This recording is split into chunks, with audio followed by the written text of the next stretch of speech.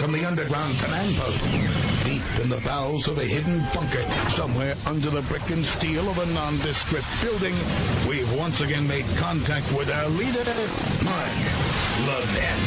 You're listening to the best of the Mark Levin Show. Hello, everybody. Mark Levin here. Our number, 877-381-3811, 877-381-3811. No, I'm not going to talk about Tavis Smiley or the latest sexual harassment issue. But to be honest, it's getting a little old to me, and the politicization of it is totally out of control. Totally out of control. How about something a little bit more important in terms of the nation as a whole? Yes, more important in terms of your liberty. From time to time, often actually, I sit back and I watch what's going on in the news. I'll go on the internet and start reading various stories and so forth. And then I try to think back to history and philosophy and try and think back to our founding and try to make sense of it all. The vast majority of what comes across the television, what comes across the internet, what comes across the radio in terms of news is about the federal government. Maybe it's about a congressman, maybe it's about the Supreme Court, maybe it's about a tax bill. It's about the federal government. And this really is a massive alteration of what the founders of this country intended. That we would be spending so much time talking about the federal government, fearing the federal government, trying to win elections so we can control the federal government, expanding the federal government. Was never supposed to be this way. And you can see the deleterious effects. I said yesterday that as a result of the conservative movement, we've had a lot of electoral victories at the federal level, but very few advances in terms of rolling back what the left has done and advancing liberty. And I believe that. I believe men and women, most of you, believe in America's founding principles, believe in Americanism. Americanism. I also believe, it's a sorry truth, that the so-called conservative intellectual movement is very weak right now. Very weak. In fact, I think it's on life support.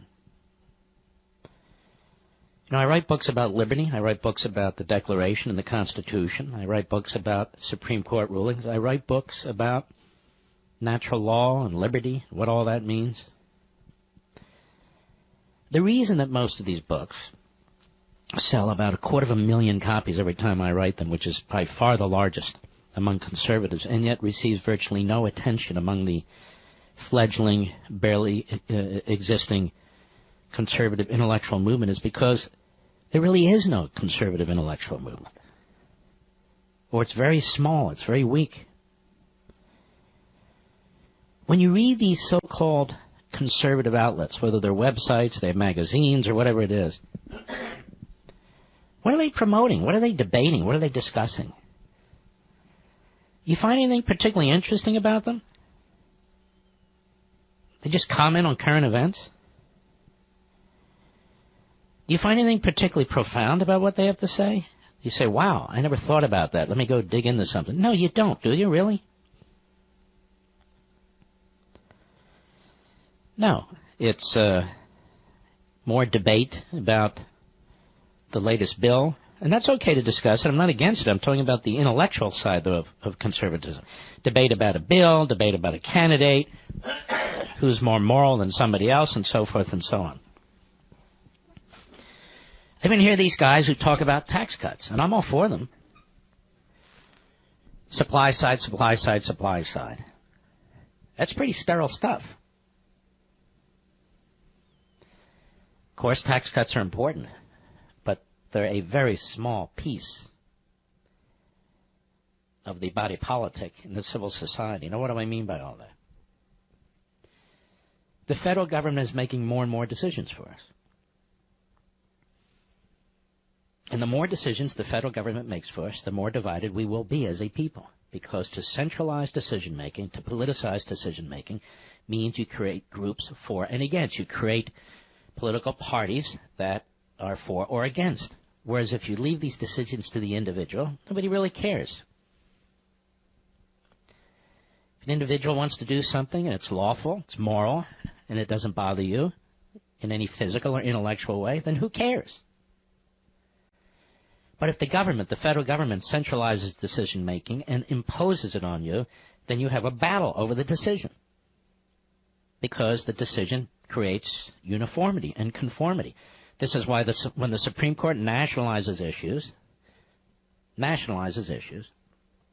particularly on the social and cultural side, you see endless protesting and division in this country. Because to have 9 lawyers who are Supreme Court justices making so many profound decisions for 320 million Americans, this is extremely divisive for a nation.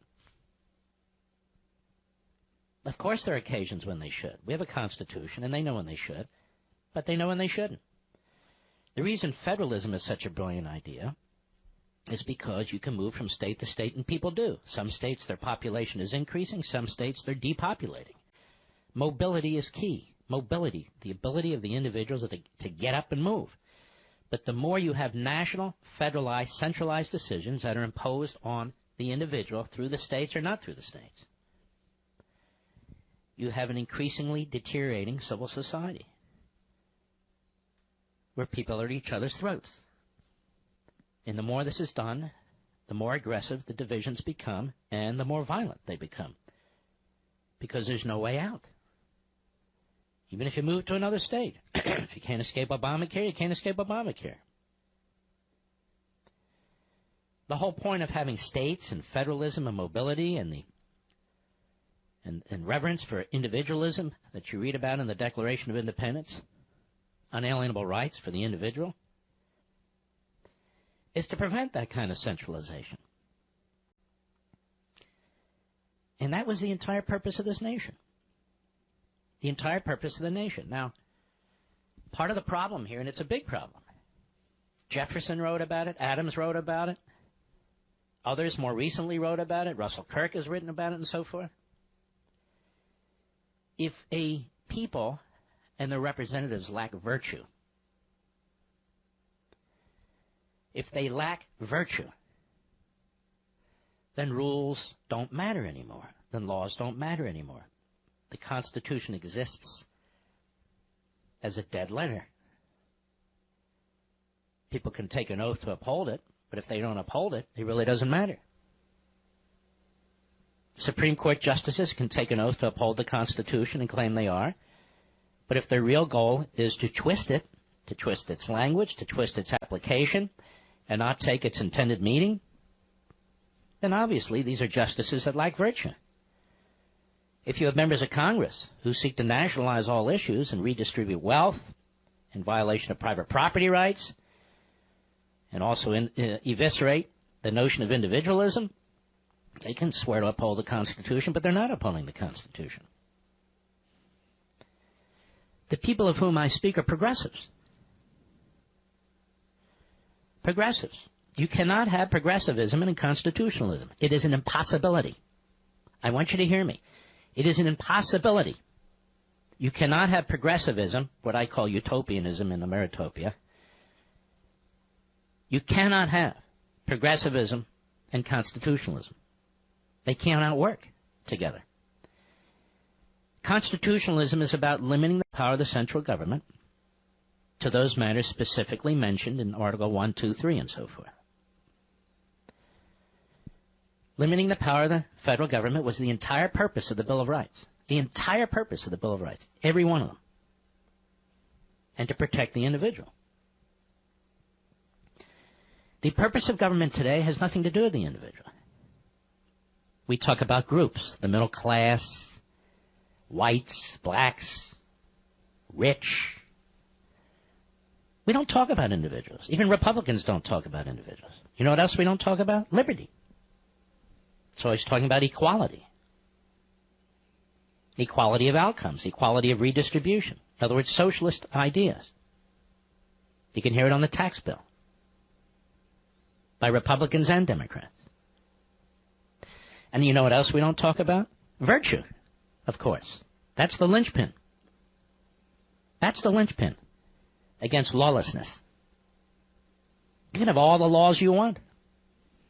But if people thumb their noses at it, then you have a lawless society despite what's on the books. Again, progressivism promotes all these things. Lack of virtue, anti-individualism, and anti-freedom. That's what Obamacare is about. Lack of individualism, lack of choice, lack of mobility, on and on and on.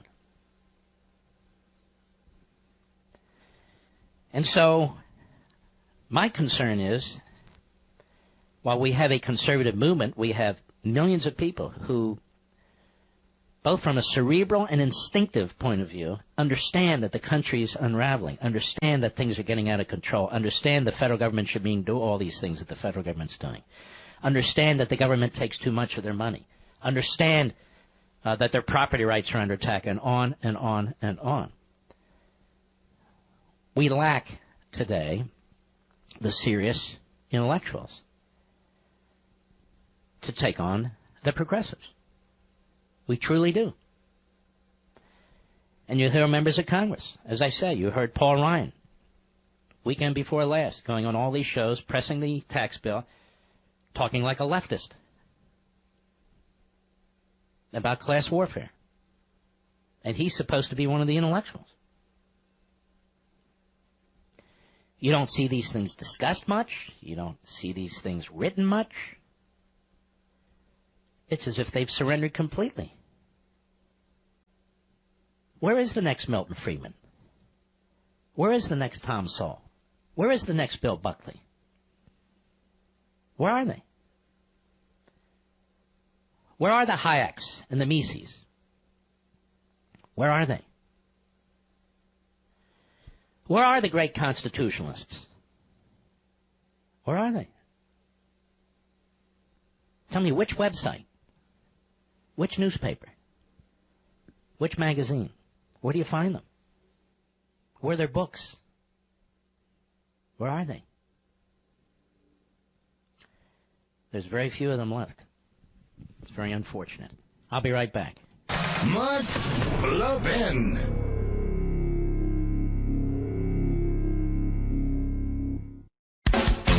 This is Mark Levin wishing you a very Merry Christmas. Now back to the best of me.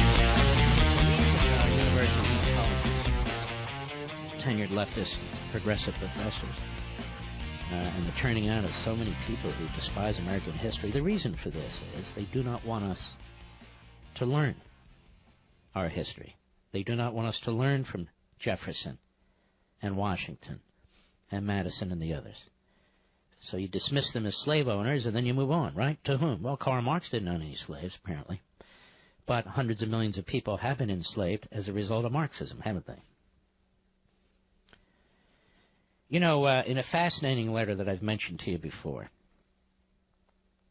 on December 10, 1819, where Thomas Jefferson, I dug out this letter, where Thomas Jefferson was writing to John Adams, reflecting on the reason for the demise of the Roman Empire.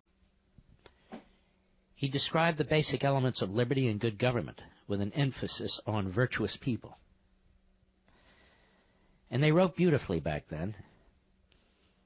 Jefferson wrote to Adams, "I've been amusing myself latterly with reading the voluminous letters of Cicero." Cicero, who was a brilliant, brilliant man, a senator, among other things, in Rome, who was killed because of his views, executed, if you will, tracked down and assassinated. He said, "They certainly breathe the present effusions of an exalted patriot. With the parasite Caesar is left in odious contrast. When the enthusiasm, however, kindled by Cicero's pen and principles subsides into cool reflection, I ask myself, what was that government which the virtues of Cicero were so zealous to restore, and the ambition of Caesar to subvert? And if Caesar had been as virtuous as he was daring and sagacious, what could he, even in the plenitude of his usurped power, have done to lead his fellow citizens into good government? I do not say to restore it because they never had it, from the rape of the Sabines to the ravages of the Caesars. If their people indeed had been, like ours, enlightened, peaceable, and really free, the answer would be obvious. Restore independence to all your foreign conquests. Relieve Italy from the government of the rabble of Rome, and consult it as a nation entitled to self-government and do its will. But steeped in corruptive vice and venality, as the whole nation was, and nobody had done more than Caesar to corrupt it, what could even Cicero, Cato, Brutus have done, had it been referred to them to establish a good government for their country? They had no ideas of government themselves, but of their degenerate Senate, not the people of liberty, but of the factious opposition of their tribunes. They had afterwards their Tituses, their Trajans, and so forth, who had the will to make them happy and the power to mold their government into a good and permanent form. But it would seem as if they could not see their way clearly to do it. No government can continue good but under the control of the people, and their people were so demoralized and depraved as to be incapable of exercising a wholesome control. Are we demoralized and depraved? When there are people who continue to vote for redistribution of wealth, to tax other people, to take their property, to massively expand welfare and entitlements, knowing that they will one day destroy our society? Are we depraved? I'll be back. This is the best of Mark Levin. Merry Christmas. Mark Levin, the most passionate conservative on radio. Talk with him now at 877-381-3811. So let's spend a little bit more time on this. I mean, I could spend a year on this, but spend a little more time on it, right? No, we want to talk about sexual harassment. We'll go somewhere else. Seriously, I'm not doing that today. Progressivism is the antithesis of the principles set forth in the Declaration of Independence. That's why the early progressives, followed by their progeny, the later progressives, trashed the Declaration of Independence. Even when Barack Obama would, quote-unquote, quote from the Declaration of Independence, he would leave the parts out that referred to God. Well, how do you have natural law and natural rights if you don't have some belief beyond mankind? You can't. It doesn't technically mean you have to believe in a God or God, but you have to believe in something other than men, the collection of men, government.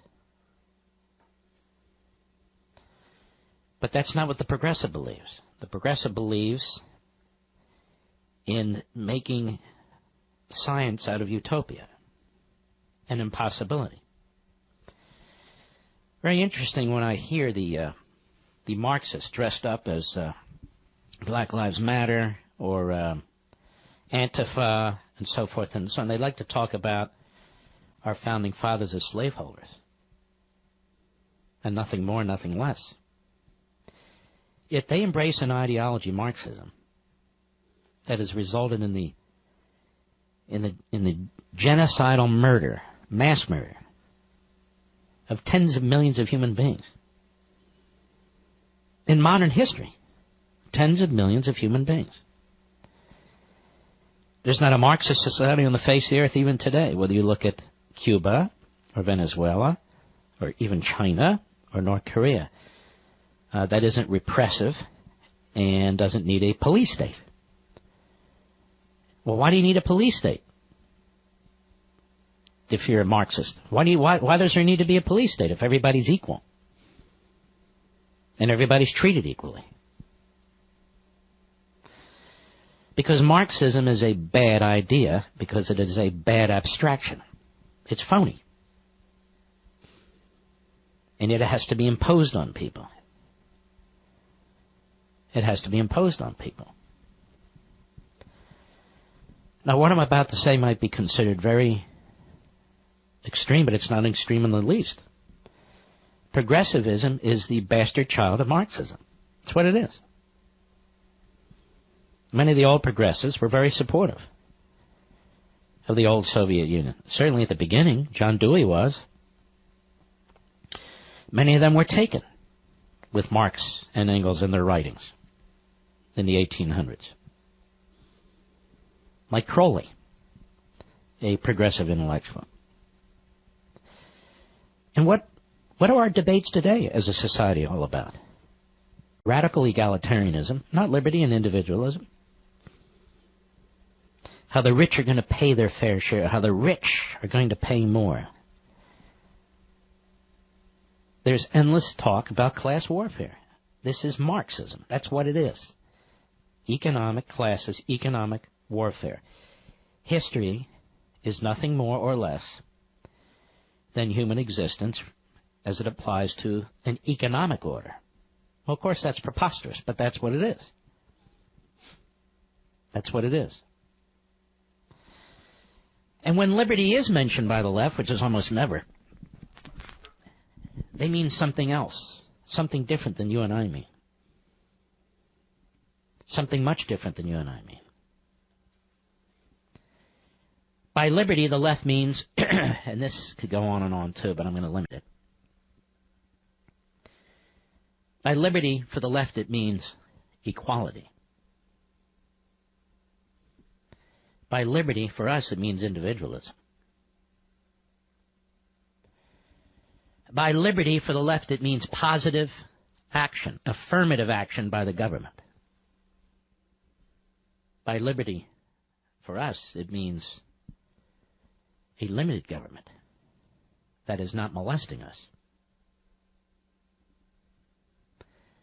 By liberty to the left, it means free health care. That is to the progressive. Liberty to you and me means choices, competition, markets. Then I can go down the list. So the extent they raise liberty at all, they raise it in the context of a Marxist ideology. Watered down, I give you that, watered down, but nonetheless a Marxist ideology. Now, the organizations that front for them, like Media Matters, Democracy Now!, and so forth and so on, they would say you're full of it. You're not full of it. They would say you're taking them out of context. You're not taking them out of context. Progressivism is the bastard child of Marxism. Now, I started the program by saying that progressivism, which now is the wholly owned ideology of the Democrat Party and partially the Republican Party, that progressivism and constitutionalism are incompatible. Well, of course they're incompatible.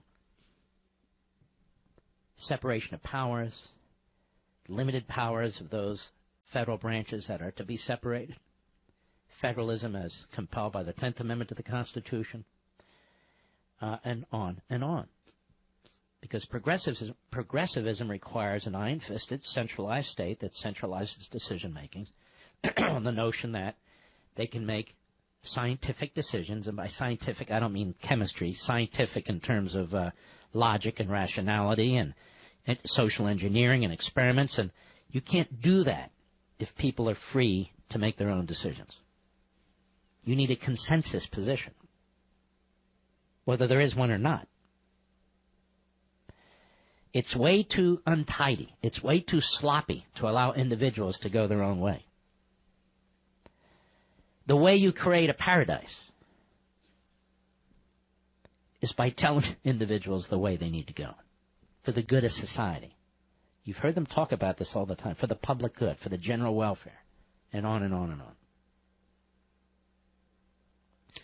By the way, all of this is discussed in Rediscovering Americanism, but I'm not going to read you the book. I'm just looking at what's going on in our country today. I mean, you got Gillibrand and Schumer and McConnell and these people. And where the hell did we go wrong?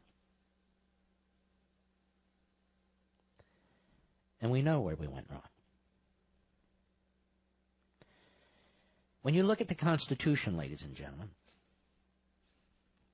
it's such a crucial document. The Constitution is an effort by our founders. We call them framers as the framers of the Constitution, but it's an effort by our founders to take the principles, the truisms of the Declaration of Independence and create a government in which those principles are manifest. Where those principles are not merely protected, but they're promoted. Excuse me. They're nurtured. Now, that's not what we have today in any way. Centralized decision-making. The left loves it when they get 5-4 decisions on the Supreme Court that impose their will, because there's no way to turn them around. The progressives love government by judicial fiat if they agree with the decision. The progressives love government by the administrative state if they agree with what that administrative state is doing. The progressives love the Electoral College if their people get elected. They love the popular vote if their people get elected. But they hate it all if they can't advance their agenda. Nothing's permanent. Not traditions, not customs, not institutions. Nothing. The world began today. So forget about the Constitution. Who cares about the Declaration? The old guys, they were slaves, those old white guys. What do they have to offer? Nothing whatsoever. Nothing. Trash successful people in the current society. You've got to trash them. You've got to trash the rich. You've got to trash the smart people. You've got to trash all of them because they demonstrate something you don't want demonstrated, which is you can succeed in this society. You can make money. You can invent things. You can produce things. You can do all kinds of wonderful things. So you have to destroy them or besmirch them. The only rich people, the only successful people, let me put it that way, that the progressive likes are successful people who fund and support them. Who fund and support them. What's happening in our country today, I believe, is the unraveling of all these founding ideas. And the problem is we all know where this will take us. You know, we're not the first great society. I think we're the greatest society that ever existed, but we're not the first great society. There have been others, but they don't exist anymore. What happened to Athens? What happened to Rome? What's happening to the United States? Why don't we learn? Why don't we recognize that we're blessed?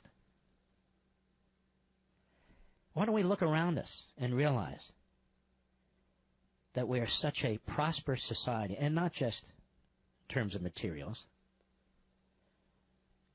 We're just a prosperous society, tolerant society, a beneficent society,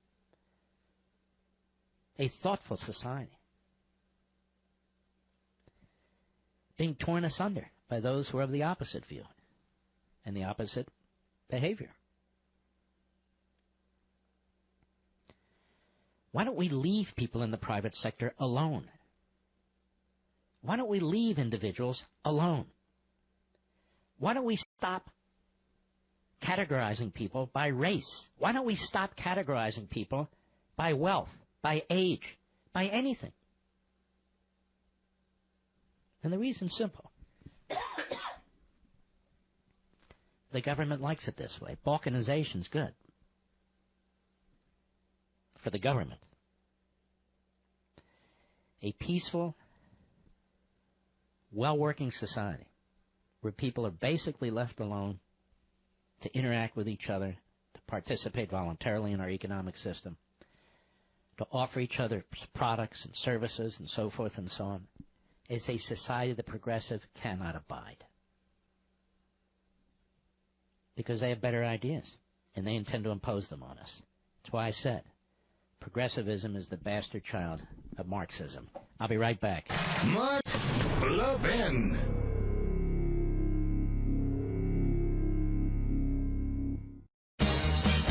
This is Mark Levin wishing you a very Merry Christmas. Now back to the best of me. You know, not many colleges can claim that they're 100% financially independent from both federal and state governments. In fact, I can think of only one college in the entire country that refuses government funding of every kind. Not one penny, and that's Hillsdale College. Now, why? because government money comes with strings, and the Hillsdale refuses to have government bureaucrats dictate what and how they must teach or run their campus. And from their beginning in 1844, Hillsdale has provided a world-class education that upholds America's founding principles and preserves the blessings of civil and religious liberty, like we've been talking about. Everything Hillsdale does, from the financial aid that 97% of its students receive to the completely free online courses it offers you, depends on generous donors who recognize the worth of independence. Financial freedom preserves the integrity and excellence of a Hillsdale liberal arts education, attracting the nation's brightest students in scores of fields of study, from music to biology to business. Hillsdale College teaches their students to pursue truth and defend liberty. Learn more about how Hillsdale College helps all of us become better, more independent citizens, and how you can help Hillsdale further freedom. Go to levinforhillsdale.com. That's Levin for Hillsdale.com. One of the reasons I could never be a so-called populist, never, ever, is because it is potentially an attack on the individual, republicanism, and the principles of the founding.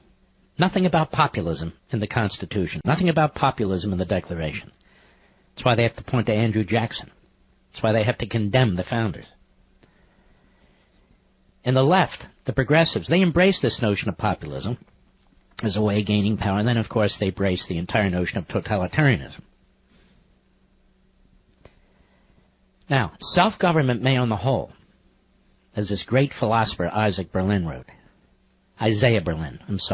self-government may on the whole provide a better guarantee of the preservation of civil liberties than that of the regimes, and has been defended as such by libertarians. Listen, but there's no necessary connection between individual liberty and democracy. Let me put a fine point in it, there's no necessary connection between individual liberty and democratic rule. Look at your Constitution. Your Constitution rejects democratic rule. Your Constitution does not allow for the direct election of presidents or vice presidents. Your original Constitution does not allow for the direct election of senators. State legislatures were to choose senators. Your Constitution does not allow for the direct election of federal judges. Your Constitution provides for only one area of the government where there's a direct election. That's the House of Representatives. Nothing more, nothing less. They believed in representative government. They believed in small, limited government through representation, the consent of the government. Exactly the opposite of what populists argue for. That the central government should get involved in the economy, but get involved in the economy in ways that they like. Or that the will of the people, quote unquote, should be the end-all and be-all. Really? Is that what the Declaration says? Doesn't it talk about every individual human being having unalienable rights, not as a result of democracy or populism, but as God-given rights to each and every one of us, that nobody can take and nobody can grant, that it's bigger than human beings,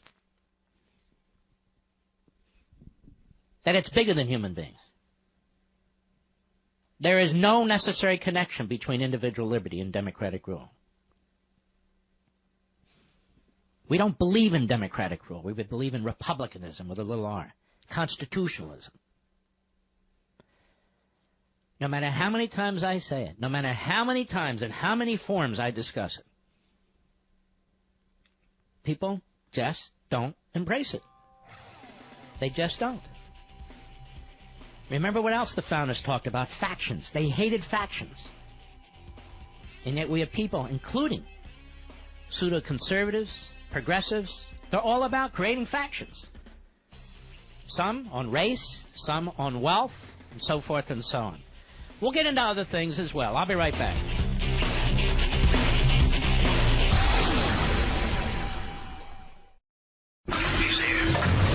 He's here. Now, Now, broadcasting from the underground command post, deep in the bowels of a hidden bunker, somewhere under the brick and steel of a nondescript building, we've once again made contact with our leader, Mark Levin. This is the best of Mark Levin. Merry Christmas. Hello, everybody. Mark Levin here. Our number, 877-381-3811. 877-381-3811. 54% of the American people believe that Mr. Mueller's investigation is partisan.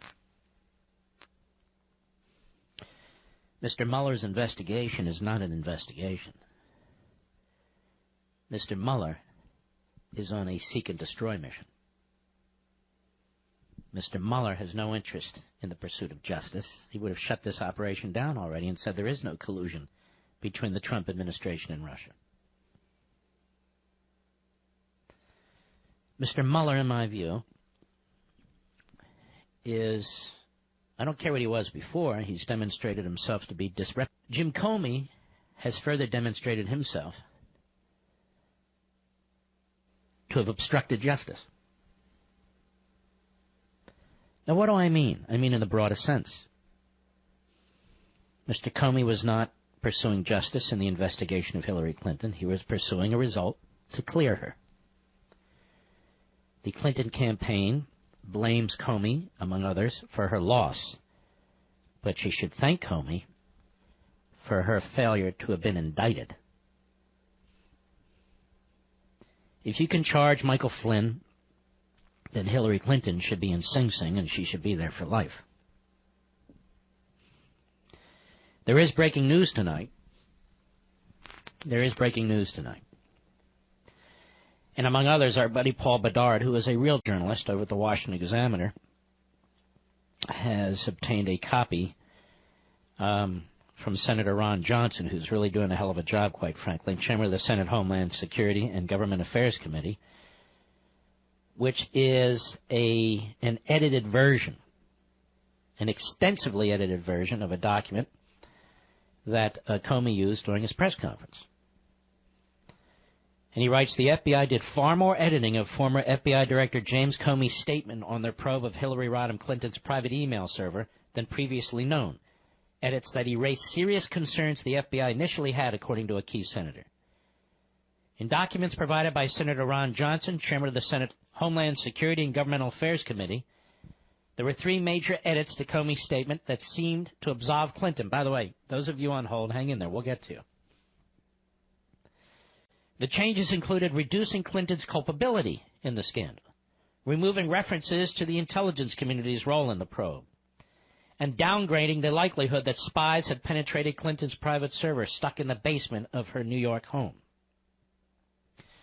Senator Johnson is now demanding that everybody connected to the process of writing and editing Comey's statement be identified. We're asking for everyone that edited the speech, said a committee official. He's also looking into the pro-Clinton, anti-President Trump bias in the probe. To show the changes in the statement, Johnson produced a copy of Comey's original statement with the edits that he planned to give in a May 2016 closing out his investigation. They're dramatic, and they show the FBI went soft on Clinton. Initially, the only major edit revealed was that FBI insiders cut out the reference to Clinton being grossly negligent. But it went much further. For example, they cut out Comey's initial plan to refer to the sheer volume, quote-unquote, of email on Clinton's server. Johnson said that was in an effort to, quote, de-emphasize the amount of classified information, unquote, held on Clinton's private server. Johnson's letter to FBI Director Christopher Wray also cited another major edit.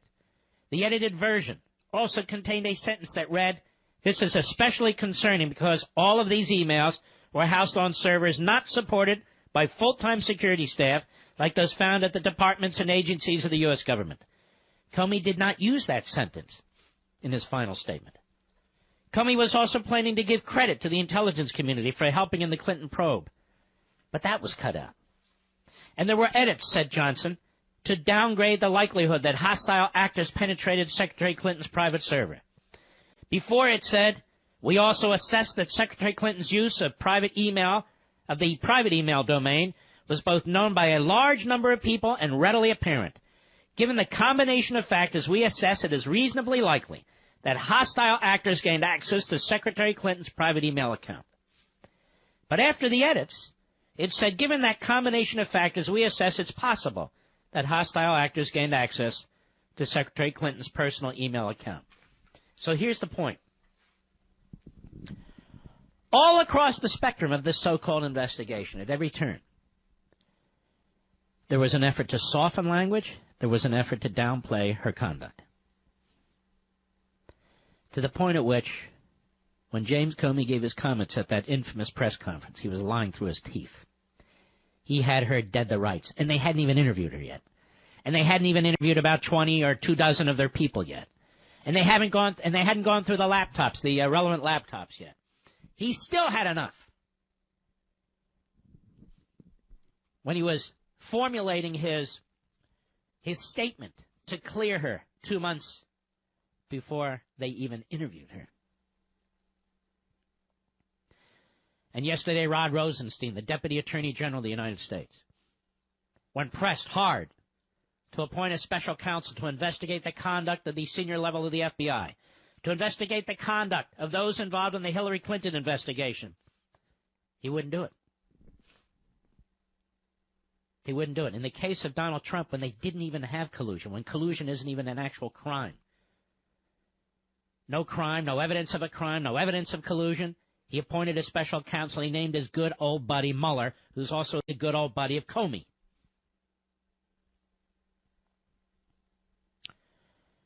Now, ladies and gentlemen, as somebody who was a chief of staff at the Department of Justice, the chief of staff to an attorney general of the United States, I can tell you emphatically that I don't believe anything like this has ever happened before. I don't believe anything like this has happened before. And keep in mind, James Comey is a confessed and also a notorious leaker. Yes, he is. And then for Rod Rosenstein to appoint Comey's buddy, Mueller, to head up the special counsel investigation. And what does Mueller do? He hires 16 prosecutors. 9 of them are openly partisan for Hillary Clinton and Barack Obama. 9 of them are openly hostile to Donald Trump and Trump world. 9 of them who gave donations to the Hillary Clinton campaign and or the Barack Obama campaign. 1 of them is number 1 deputy who actually attended the Hillary Clinton victory party, some victory. And 1 of them, the same man, Weissman, who engaged Sally Yates, the Obama holdover acting attorney general until Jeff Sessions was confirmed, for her obstruction of the President of the United States when he needed his attorney general to defend his executive order, the second iteration of which was upheld by the Supreme Court on a 7-2 vote. Weissman, the number 2 guy, the Mueller, cheered her on for her obstruction of the President of the United States. And 1 of the 9 actually represented the Clinton Foundation at one point in her career.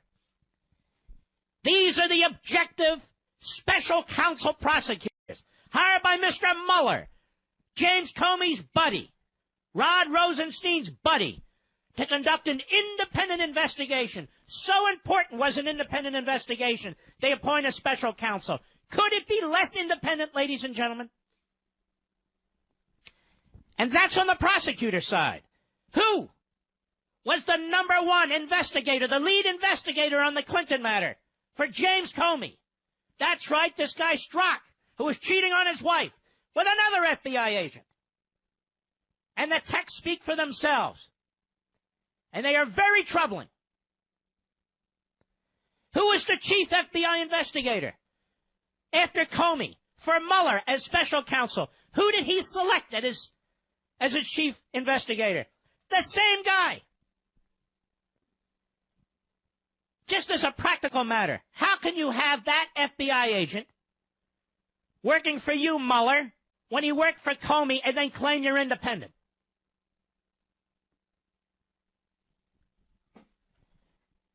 This is, as I said, a silent coup.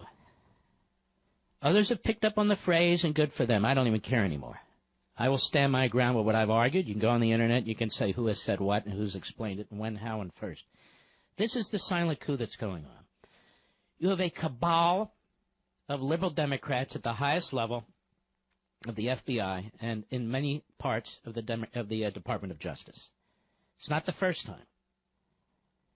You have the current Deputy Director of the Federal Bureau of Investigation, whose wife is a liberal Democrat, ran for the state Senate in Virginia, was backed by the governor of Virginia, who's an old bagman of Hillary Clinton's. You have a former Associate Deputy Attorney General who actually served on Rod Rosenstein's staff and also served on the prior Deputy Attorney General's staff. In other words, a very senior level position. I know I used to hold a position like that before I became Chief of Staff. He was very interested in what Fusion GPS had to say about Donald Trump. Fusion GPS, which received funds from the Hillary Clinton campaign and the Democrat National Committee, laundered through a law firm, a lawyer by the name of Mark Elias, hired Fusion GPS, which in turn hired an ex-British spy, who in turn used Kremlin apparatchiks, among others, to write this phony 35-page document that appears to have been used by the FBI, probably this same jerk, to launch an investigation of now the sitting President of the United States, resulting in a special counsel investigation. And I believe it was used not once but twice, the second time successfully, to secure a FISA warrant to conduct political domestic surveillance of individuals associated with the Republican presidential candidate, eventually the President-elect Donald Trump. This is big stuff. Big stuff. We have a special counsel investigating a non-existent crime. And Mr. Rod Rosenstein, and quite frankly, the Attorney General, Jeff Sessions, cannot find their way, both appointed by a Republican, both appointed by this president, cannot find a way to appoint a special counsel to investigate what the FBI has been doing and to investigate what the Justice Department's been doing. I have never seen anything like this. Never. Have you? Here's a word of warning to all of us, to all of you. If we do not hold the House, if we do not hold the House of Representatives, these investigations will be killed. These investigations go to the core of the Republic. I was thinking of these investigations when I did the first hour of the program. The complete lack of virtue, the lawlessness. The ends justify the means in the pursuit of progressivism. That means electing progressives, bastardizing the law, turning it on its head. Doesn't matter. It doesn't matter. We lose the House of Representatives, these investigations into these truly heinous events won't ever see the light of day. They'll be killed. And in their place will be endless efforts to impeach the President of the United States. To impeach the President of the United States, who is the victim here. Let me repeat that. To try and impeach the President of the United States, who is the victim of this. And then, as I said the other day, overarching all of this, the FBI, numerous DOJ prosecutors, and the media have been played by the Russians. Now, don't get me wrong. They don't mind being played by the Russians. They just don't know they've been played by the Russians. There was no Trump collusion with Russia. There was a concoction of Kremlin apparatchiks feeding opposition researchers, quote unquote, funded by Hillary Clinton's campaign in the DNC. The sickening irony of all this is that the Democrat Party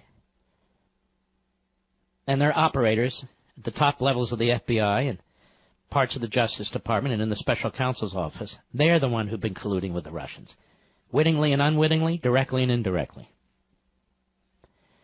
Wouldn't you think by now, ladies and gentlemen, with thousands of reporters investigating who hate Donald Trump, with hundreds of members of Congress investigating who hate Donald Trump, with multiple committees of Congress investigating who hate Donald Trump, that if there was one scintilla of evidence that Donald Trump Jr., Eric Trump, Ivanka Trump, her husband, their cousins, their whatever, if there was one scintilla of evidence that they colluded with Putin on this election, that by now we would have it. Where is it, Mr. Mueller? Where is it, Mr. Comey? Where is it, New York Times and Washington Post? Where is it, Mr. Schiff? Where is it, Mr. Warner? Spit it out. Show it to us. We want to see it, and we want to see it right now. But they can't. It doesn't exist. It doesn't exist. What does exist is one of the most corrupt efforts by the senior levels of the FBI, by certain prosecutors at the Department of Justice and in the Special Counsel's Office, and I may add, the senior levels of our intelligence agencies, to try and take out a candidate and now to try and take out a president. I'll be right back. Mark Levin.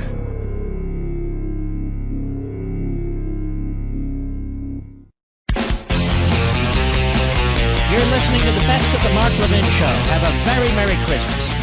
After the bottom of the hour, I want to read you something in National Review on that. Now, you know I was very critical of them the other day, and they deserved it, in my humble opinion. But they also deserve some praise here. In their editorial, yes, investigate the investigators. I do not believe that Mr. Mueller will be fired. I do believe that there needs to be investigation of what's been taking place at the highest levels of the FBI.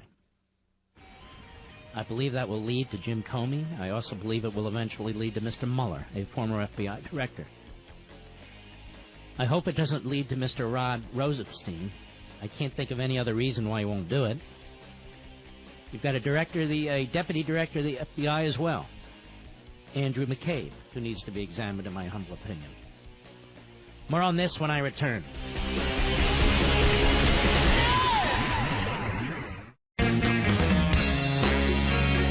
This is Mark Levin wishing you a very Merry Christmas. Now back to the best of me. If you turn off your radio and open the window, you can probably hear him straight from the studio. Call Mark Levin at 877-381-3811. I want to thank all of you, my wonderful audience, for being there. Without you, this show wouldn't exist. But I also want to thank our wonderful sponsors. We have great advertisers on this show. And they try to do everything possible to accommodate you, to provide you with good services and products at a fair price. And they also make this show possible. This isn't government-subsidized radio. This is a commercial enterprise. And we have wonderful sponsors who have been with us for a long time. Life is stressful, even worse than the IRS is after you for back taxes. You agonize when they'll show up, seize your bank account, put a lien on your home, or garnish your wages. It was even worse for Lori. Lori was engaged, but she knew bringing $25,000 of IRS debt into the marriage was no way to start a new life.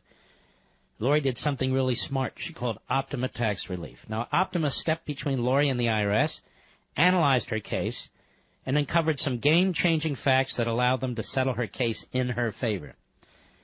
You know, when Optima told Lori that her IRS problems were over, she called it the happiest call of her life, and her wedding was back on. Optima has resolved over $500 million in tax debt for their clients.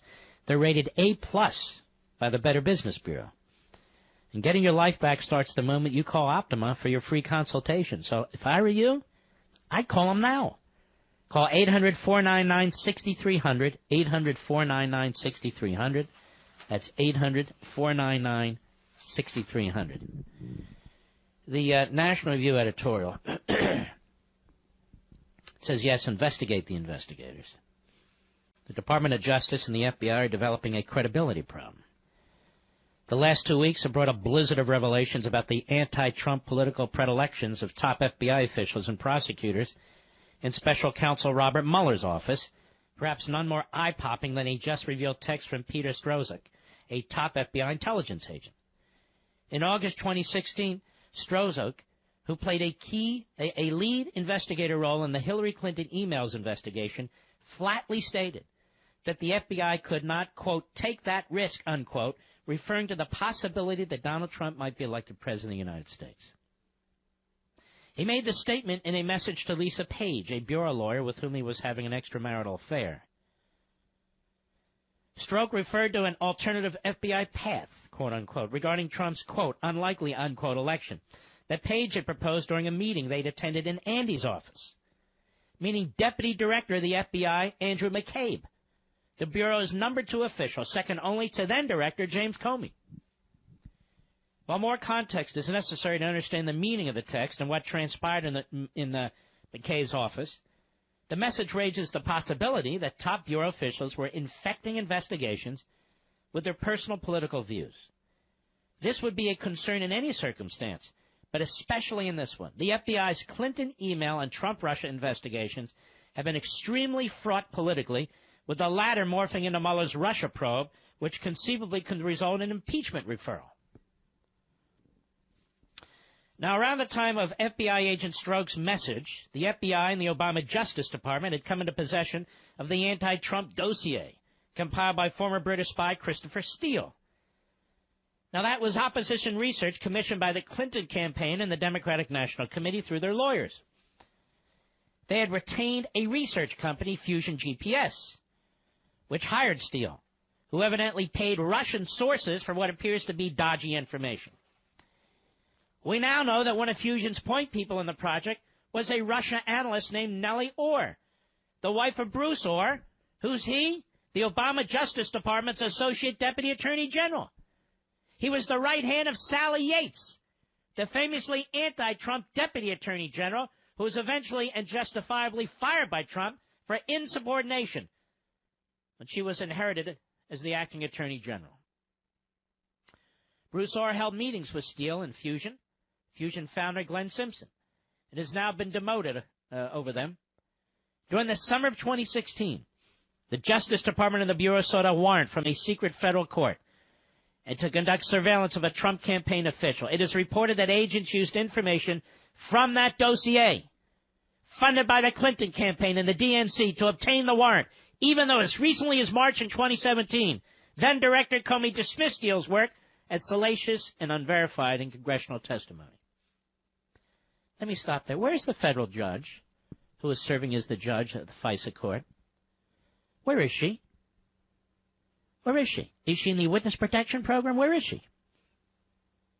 Why isn't she taking steps now? Taking steps now, I don't just mean an admonishment, taking steps now to right a wrong. Why isn't she punishing the individual in the FBI, the individual at the Justice Department who is responsible for bamboozling her? Let me go on.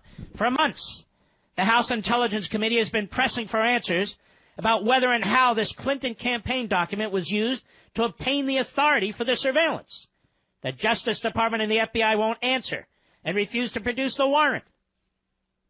They won't answer to an Article I entity created by our Constitution, Congress. Everything that has happened in the Trump probe stands out against a backdrop of leniency to the Clinton investigation. While Mueller has prosecuted 2 Trump associates for lying to the FBI, the Obama Justice Department gave a pass to Mrs. Clinton and her subordinates, who gave the FBI misinformation about such key matters as whether Clinton understood markings in classified documents and whether her aides knew about her homebrew server system during their State Department service. Mueller's team conducted a pre-dawn raid at gunpoint in executing a search warrant on Paul Manafort's home while Manafort was cooperating with congressional committees. When it came to the Clinton case, though, the Justice Department not only eschewed search warrants or even mere subpoenas, but they never even took possession of the DNC server alleged to have been hacked by the Russian operatives. The irregularities in the Clinton emails investigation are breathtaking. The failure to use a grand jury to compel the production of key physical evidence. The Justice Department's collaboration with defense lawyers to restrict the FBI's ability to pursue obvious lines of inquiry and examine digital evidence. Immunity grants to suspects who should have been charged with crimes and pressured to cooperate. Allowing subjects of the investigation to be present for each other's FBI interviews, and even to act as lawyers for Clinton in violation of legal and ethical rules.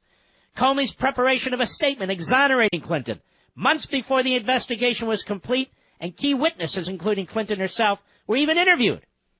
And the shameful tarmac meeting between Obama Attorney General Loretta Lynch and Mrs. Clinton's husband, just days before Mrs. Clinton sat for a perfunctory FBI interview, after which Comey announced the decision not to charge her.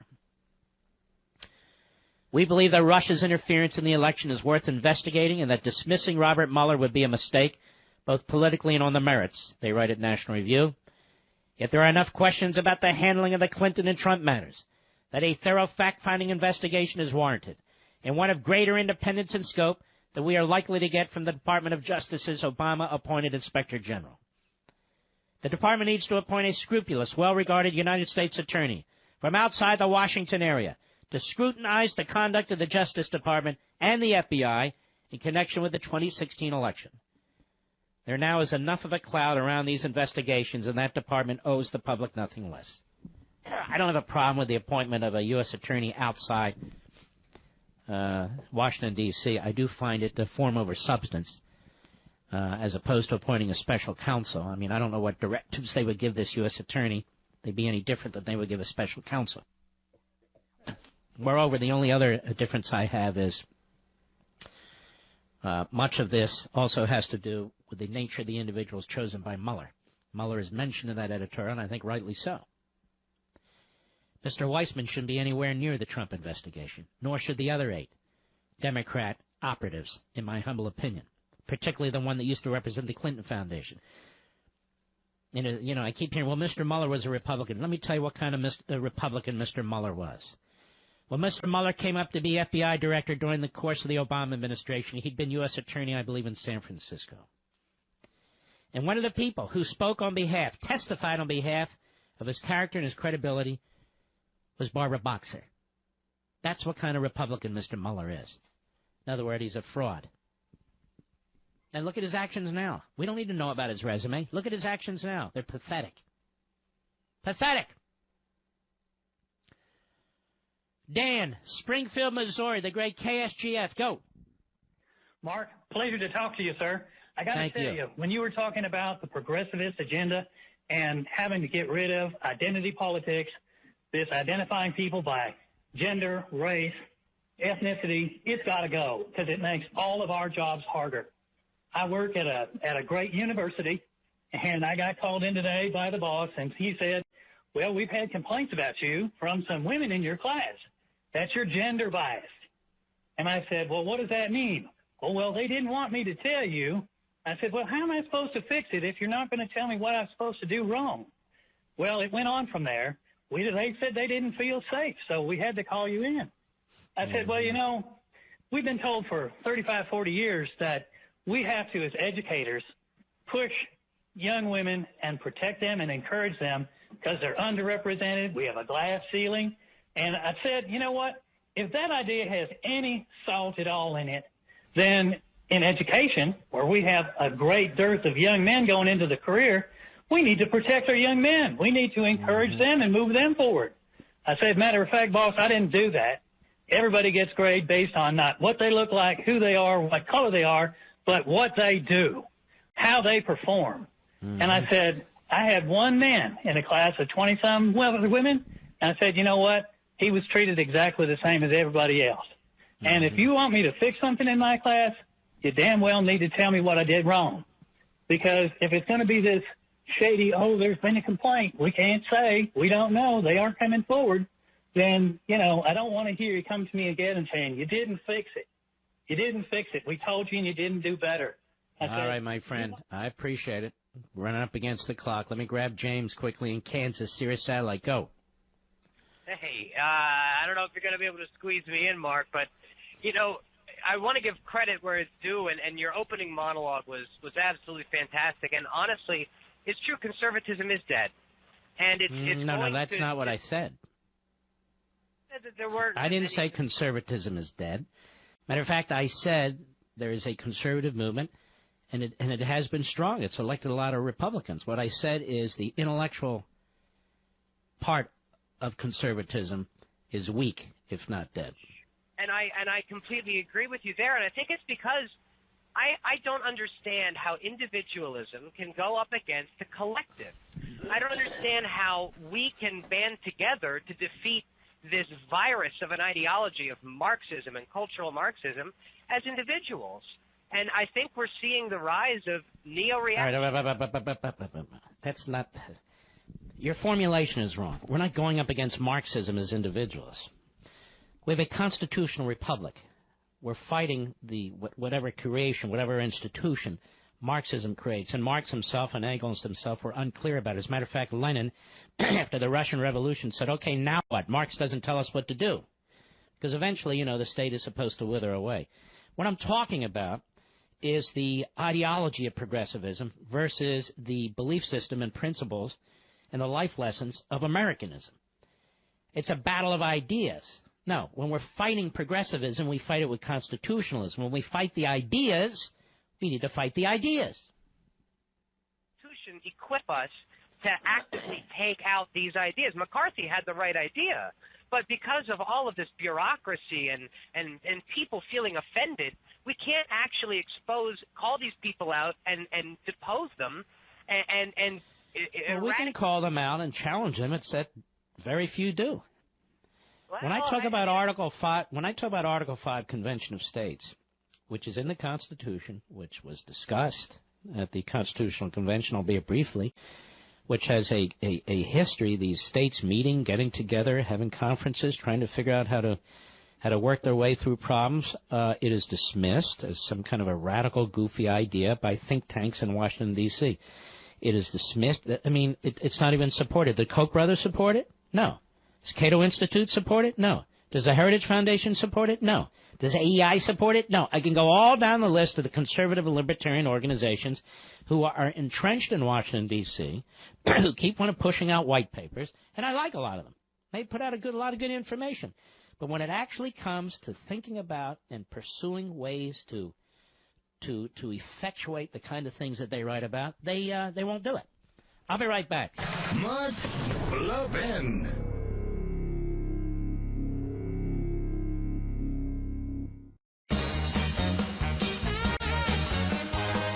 This is the best of Mark Levin.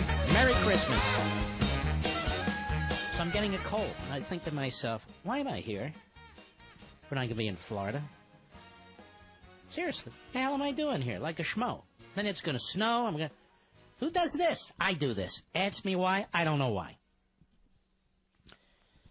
You know, I love my car. I love our 2010 Camaro. That was the first year the Camaro came out again. And we got a really hot one, too. But, you know, it's reached the age where things are starting to go wrong. But here's the thing. I don't worry about those problems anymore, though. Not since I got